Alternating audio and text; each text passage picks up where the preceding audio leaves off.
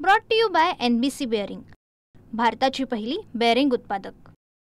चिलवडी गावातील राम नदीला पूर आलेला आहे आणि पलीकडे जी 12 वस्ती आहे त्या वस्तीचा आणि चिलवडी गावाचा संपर्क तुटला। गेली 2.5 महिन्यापासून विद्यार्थी जे आहेत ती शाळेत येऊ शकलेले नाहीत।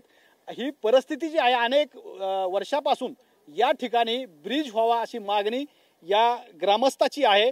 माझ्याबरोबर आता काही ग्रामस्थ आहेत जे की त्यांना नेहमी अडचणी येतात, विद्यार्थी शाळेपासून वंचित आहेत। काय मागणी आहे तुमची? सर, मागील 4 महिन्यापासून मे महिन्यापासून पाऊस पडतोय। 4 महिने झाला आमचे विद्यार्थी तिकडे अडकून पडलेले आहेत। एक दिवस शाळेत जातोय, 3 दिवस पुन्हा शाळा बंद पडते। त्याच्यामुळे आमचं शैक्षणिक नुकसान होतं, एक पहिली गोष्ट।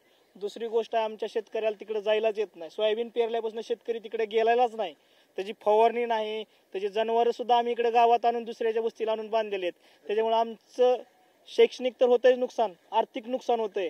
आता राहिलेले 1% ते 2% सोयाबीन राहिलेलं आहे शिल्लक।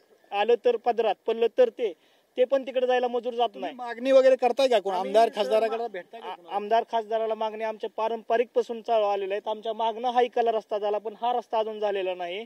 आमदार खासदाराला मागणी केलेल्या आहेत, भरपूर जणांनी मागण्या केलेल्या आहेत, पण वर्षानुवर्ष आमचा हा पिढी जात हेच चालू झालंय। लोकांना तिकडे जायलाच येत नाहीत। आता विद्यार्थी जर यायचा म्हणला तर 2 किलोमीटरवरनं बंधाऱ्यावरनं यावं लागतंय सर त्यांना, त्या विद्यार्थ्याला। पण त्या विद्यार्थ्याला जर बंधाऱ्यावर गेला तर त्याचं डोळं पाण्यानं फिरते, तेवढं पाणी जास्त आहे। काय परिस्थिती आहे? कित्येक वर्षाचा प्रलंबित प्रश्न आहे। येणारा संकट हा शेतकरी आहे जगाचा पोशिंदा म्हणून ओळखला जातो, पण आज जीवावर उदार राहून विद्यार्थी शाळेपर्यंत त्याचा पालक स्वतः घेऊन येत आहे। पालकाला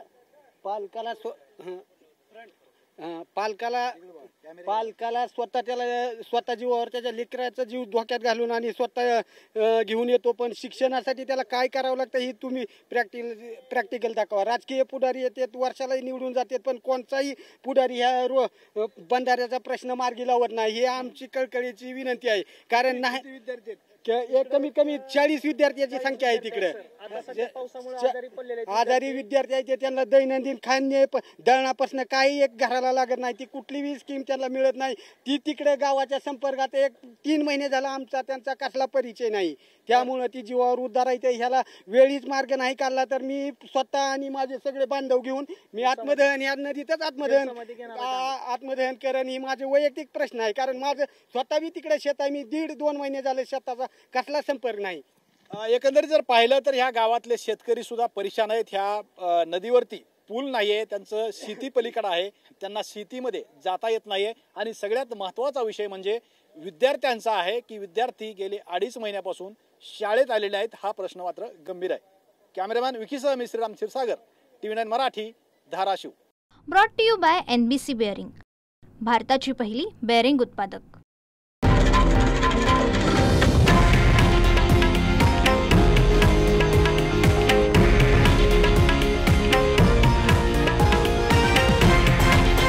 हे आहे देशातील नंबर 1 न्यूज नेटवर्क आणि आपण पाहत आहात TV9 मराठी, एकमेव।